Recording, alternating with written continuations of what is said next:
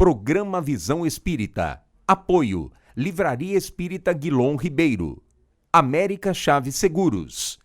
E Precision Hospitalar, distribuidora de medicamentos.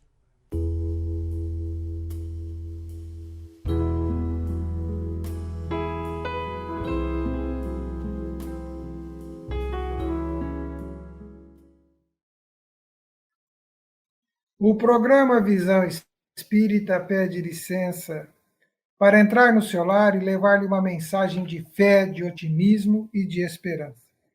O programa Visão Espírita tem a grata satisfação de receber o conferencista, médico homeopata, com formação em terapias de vidas passadas, dinâmicas de grupo, psicólogo e transpessoal, Dr. Alberto Almeida. Dr. Alberto, seja bem-vindo ao programa Visão Espírita.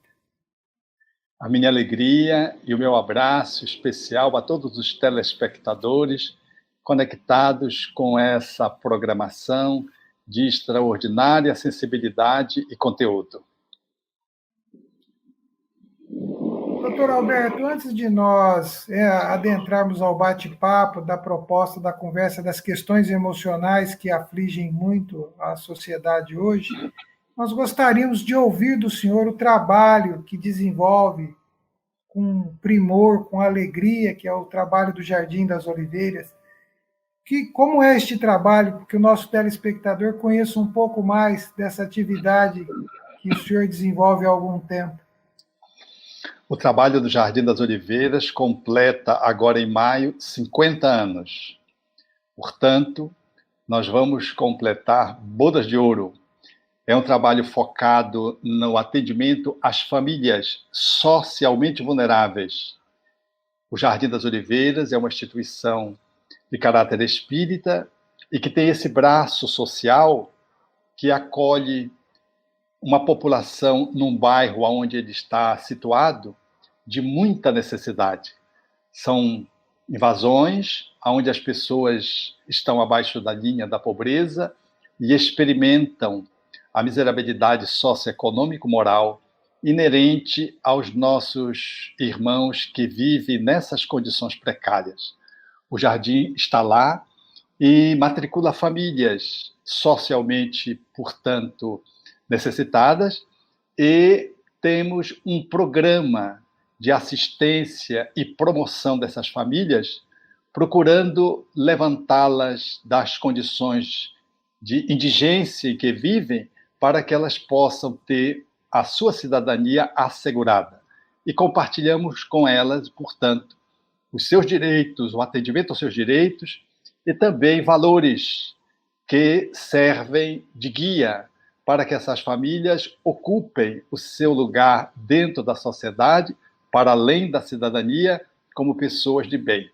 É, portanto, o Jardim das Oliveiras, em Belém do Pará, no bairro da Castanheira, que reúne um grupo de utopistas que procuram construir uma cidade e uma humanidade um pouco melhor, fundamentado na solidariedade, na fraternidade, nesse amor que deve mover a todos nós, no compartilhamento de possibilidades com alguém, outros tantos que vivem à margem da nossa sociedade. O programa Visão Espírita convida o amigo telespectador a conhecer um pouco mais o trabalho do Jardim das Oliveiras. O site é www.jardimdasoliveiras.org. Correto, doutor Alberto? Justamente. Lá podem tem as colaborar nossas atividades. Também, né? Nossas atividades. Podem colaborar também.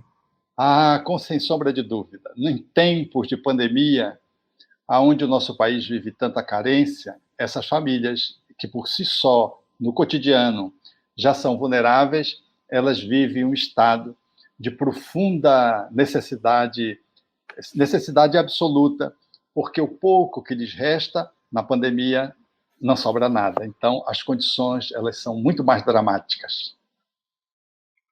Por falar em condições dramáticas, nós temos o campo da carência material. Nós vamos conversar com o Dr. Alberto e nos ajudar a entender, o nosso telespectador também ver como nós espíritas vemos determinadas situações, uma vez que o doutor Alberto também é médico, né? Doutor Alberto, hoje assola a humanidade de um modo geral os desafios emocionais. Aquilo mexe profundamente. Como é que nós, espíritas, como que o doutor Alberto ajuda o nosso telespectador a entender o que são esses desafios emocionais que tanto nos incomodam? Nós temos uma sociedade dinâmica, muito rápida, que se movimenta numa superficialidade no campo das relações extraordinariamente consumista.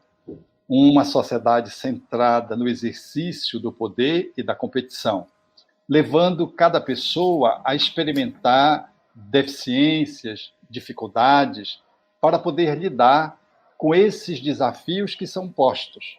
Nós vivemos uma sociedade como se fôssemos homens que fôssemos morrer. Parece que a vida vai acabar amanhã. Ainda que nos digamos religiosos ou cultivemos uma religião, a gente separa a religião da sociedade, da nossa vida comum. Parece que a gente só é religioso quando a gente está dentro de um espaço religioso, o que é um engano. Porque ser religioso ou ter um cultivo da espiritualidade é poder vivê-la continuamente dentro de um espaço onde se faz reflexões religiosas e fora dele. Então, o mundo se diz espiritualista, mas ele vive materialisticamente.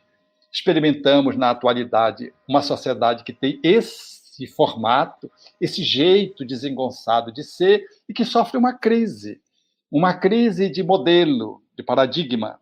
Quando vem um vírus imperceptível, só visto a olho armado com microscópio eletrônico, e é exatamente esse vírus que paralisa uma sociedade que se diz materialista, que se diz espiritualista, mas vive materialisticamente e que não consegue lidar com este ser quase espiritual, porque ele é tão invisível que ele não consegue nem sobreviver sozinho, ele precisa de uma célula para poder se multiplicar.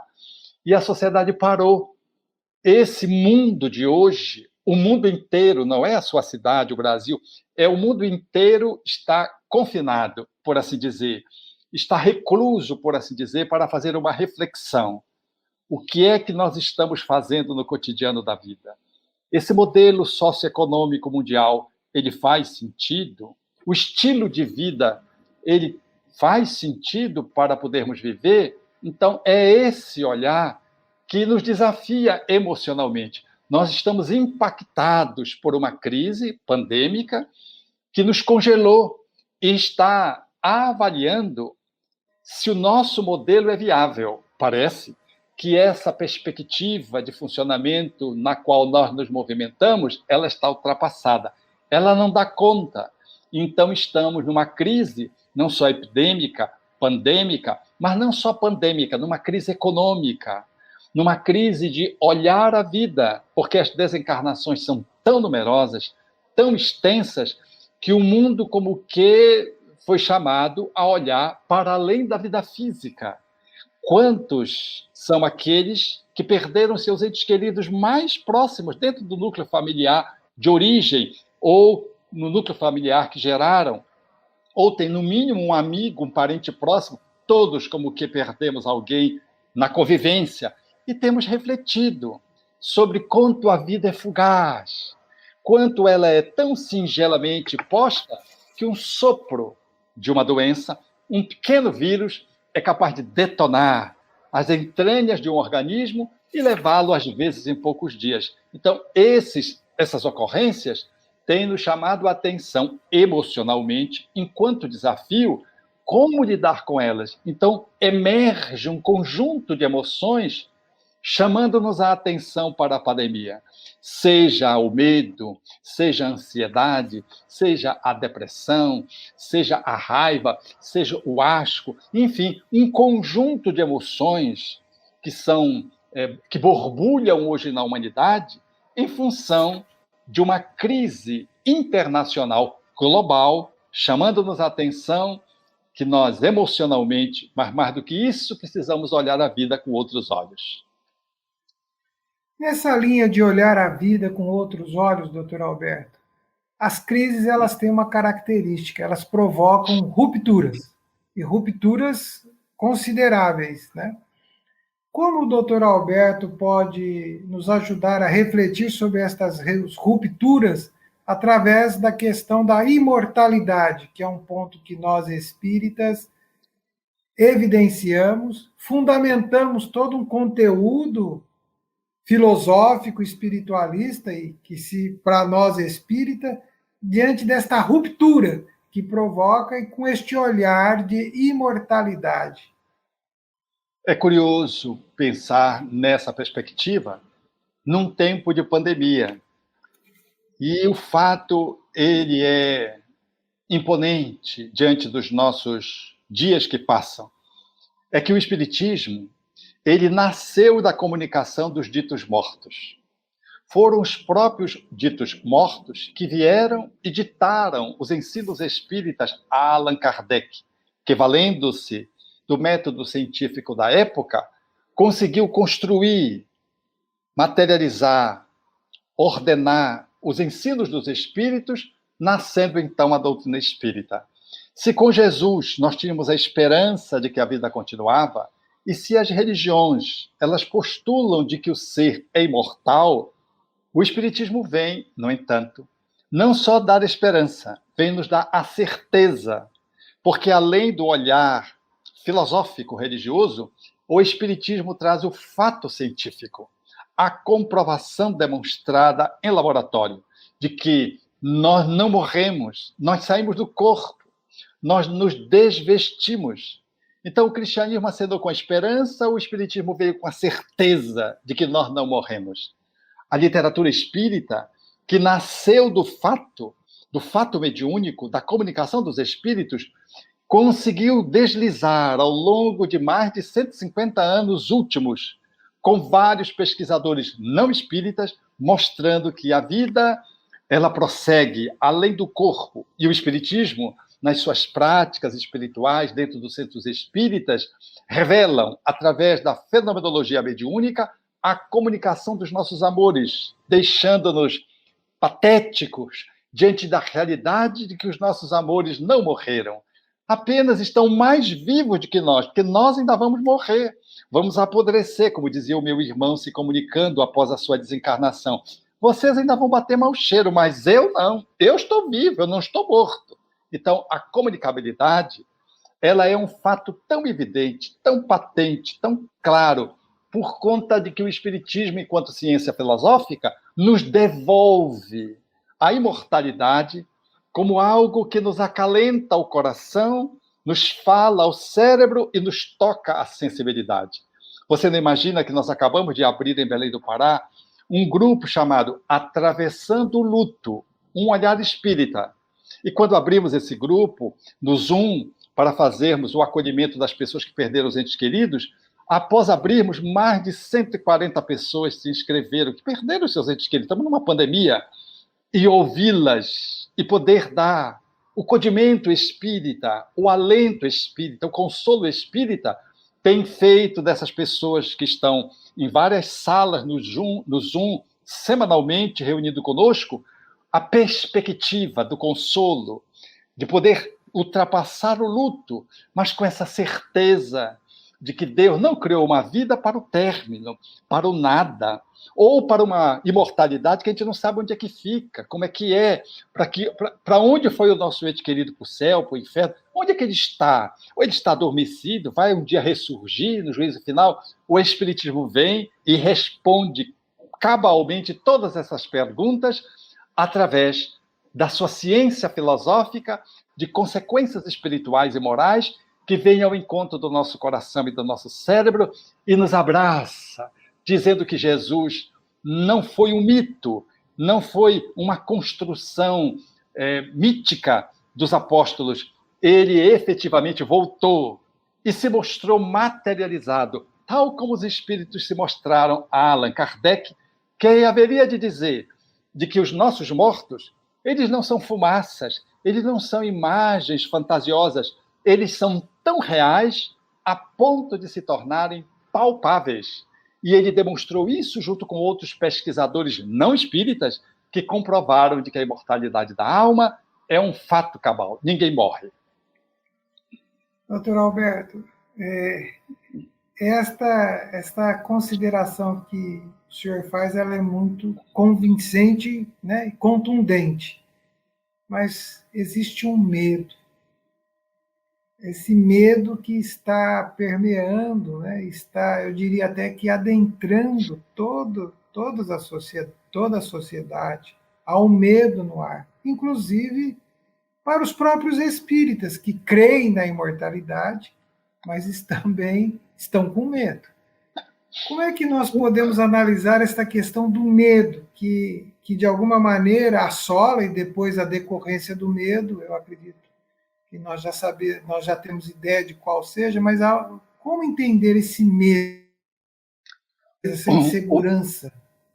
O medo, ele é uma bênção que a misericórdia divina dotou à natureza, desde os animais, que diante da ameaça fogem.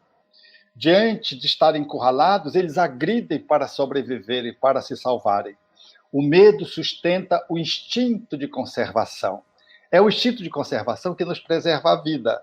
Se mesmo com o instinto de conservação a gente dirige em alta velocidade, faz rapas, a escala montanhas, às vezes, sem os equipamentos de segurança adequados, faz esportes radicais sem estar estruturado devidamente para poder fazê-los de modo a se proteger, imagine se não tivéssemos um instinto de defesa. Então, o instinto de defesa é um instinto de conservação que a misericórdia divina colocou-nos para que pudéssemos resguardar a nossa vida.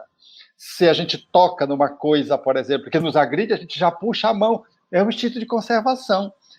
Encostou num espaço quente ou num fio que dá um choque, a gente já puxa. Qualquer coisa que nos ameaça, a gente faz um movimento de recolhimento, que é o medo. Ele é de modo instintivo, como uma herança dos animais, e ele se manifesta como uma emoção entre aqueles que somos os espíritos reencarnados do reino hominal. Então, o medo, ele é algo muito positivo, muito saudável. Todavia, ele, em sido colocado no homem, ele não está para nos paralisar, ele está para nos desenvolver cautela, circunspecção, um olhar mais prudente. É para isso que serve o medo, quando sabemos lidar com o medo, superando. E quando nós superamos o medo, nós avançamos um pouco mais. Então, o medo nos sugere apenas que sejamos mais parcimoniosos no enfrentamento dos desafios da vida.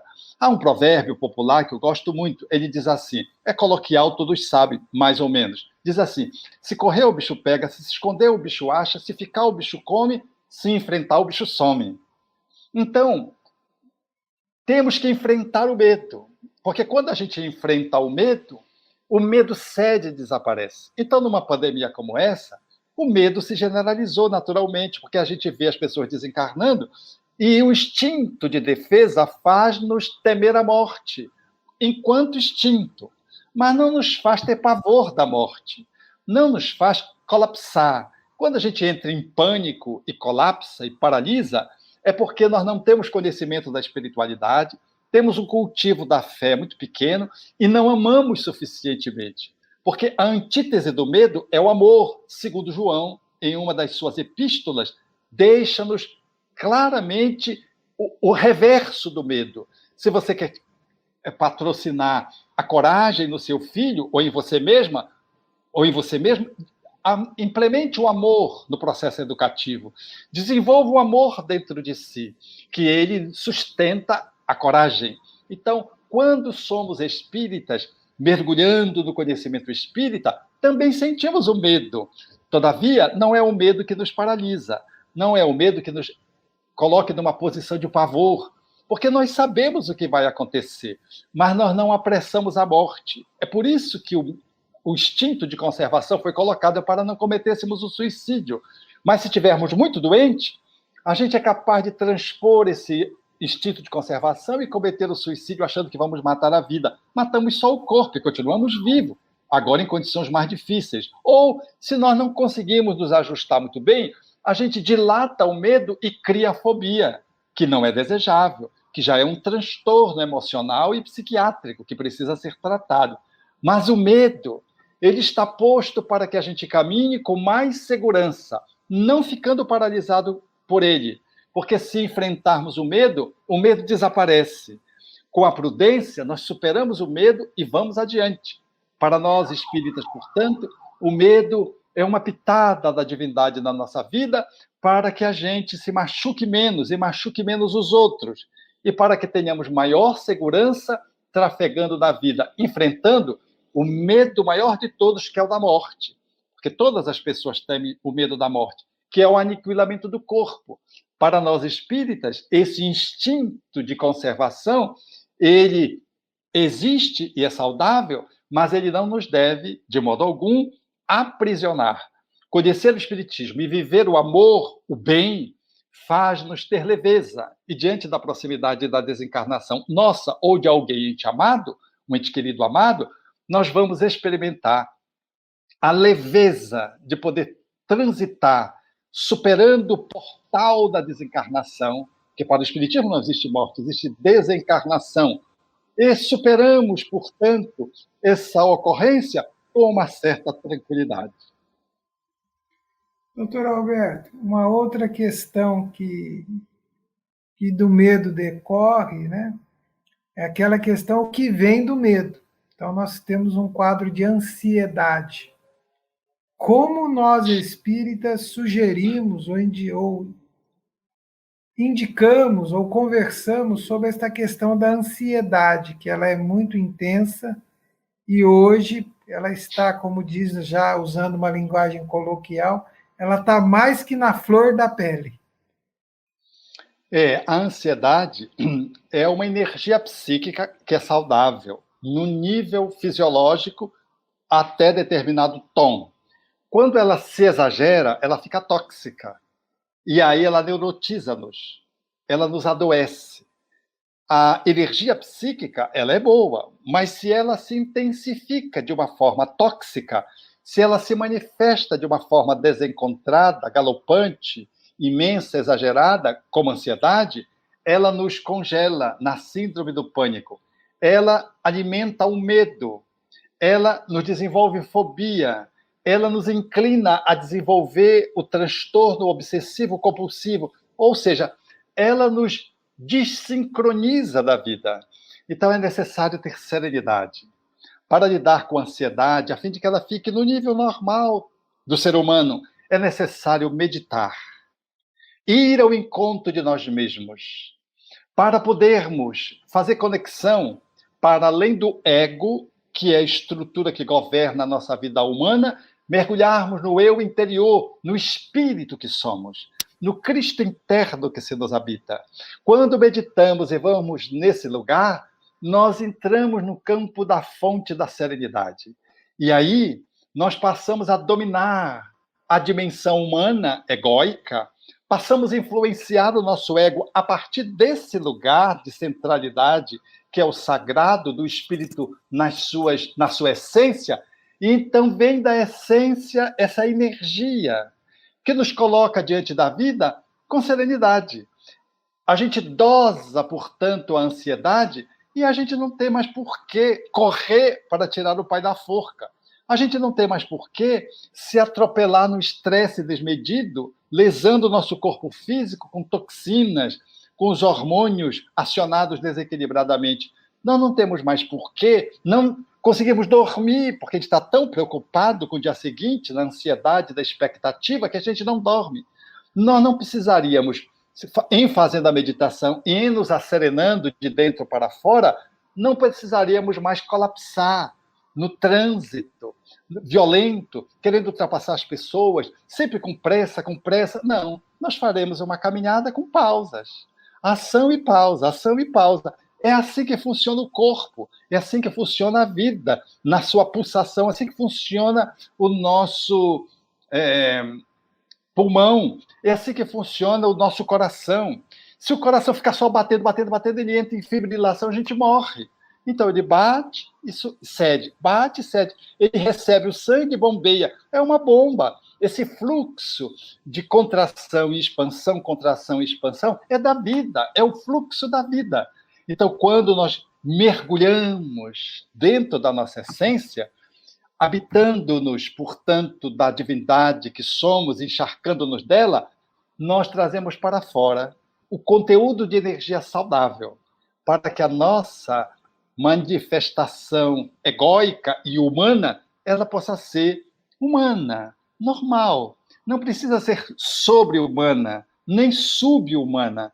Ela precisa ser humana, digna, revelando de que o espírito toma conta da sua vida e rege a sua energia psíquica sem precisar fazer da ansiedade um motivo de adoecimento físico, psicológico, mental e espiritual, conectando com entidades infelizes do mundo espiritual.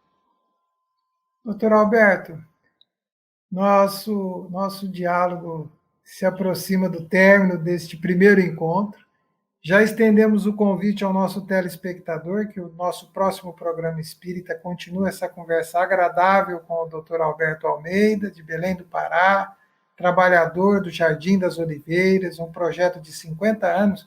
Dr. Alberto, nós temos aqui 30 segundos para o senhor deixar uma mensagem para os nossos telespectadores neste primeiro programa. Ponha um pouco mais de oração na sua vida. Se você orar, você vai silenciar a ansiedade negativa, vai aprender a ter mais amor para poder lidar com o medo e vai estar se desconectando dessa vida agitada, turbulenta, onde as pessoas correm, não sei a cata de quê. Ame mais um pouco e centralize-se na vida. Se você amar, você vai descobrir que você estará no fluxo da divindade e poderá desfrutar de uma vida feliz e ficar muito bem. Agradecemos ao Dr. Alberto Almeida por esse brilhante e agradável esclarecimento, esse bate-papo fraterno, e agradecemos a você, telespectador, por estar conosco, participar conosco, e te esperamos no próximo Visão Espírita com o Dr. Alberto Almeida.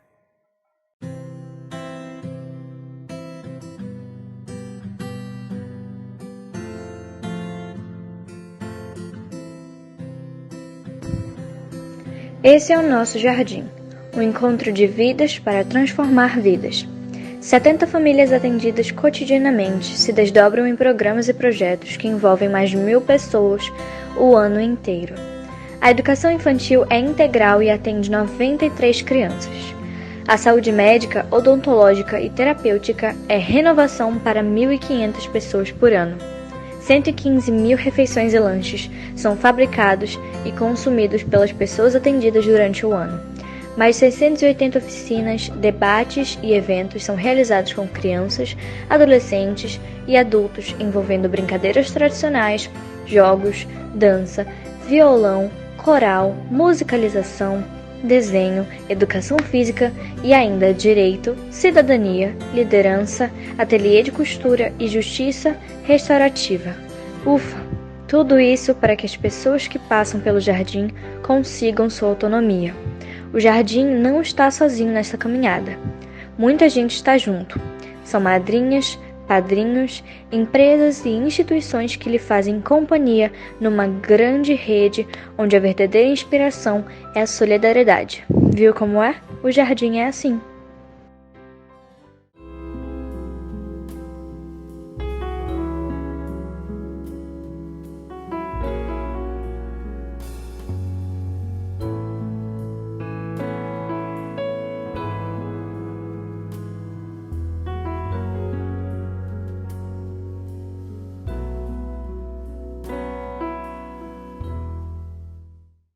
Programa Visão Espírita. Apoio. Livraria Espírita Guilom Ribeiro.